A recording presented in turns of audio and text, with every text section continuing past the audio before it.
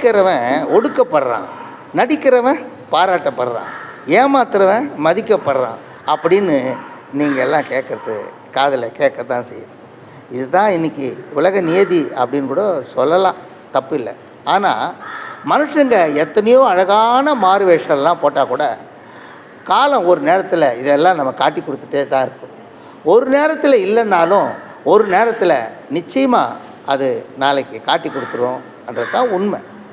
தனிமையாக இருக்கிறோம் அப்படின்னு நினச்சிட்டு தனிமையை போக்கிற தவறான நண்பர்களோடு சேர்ந்துட்டு சாதாரண தனித்தான் குடிக்கிறது கூட விஷத்தை குடிக்கிறதுக்கு தான் சமம் அப்படின்னு சொல்லுவாங்க.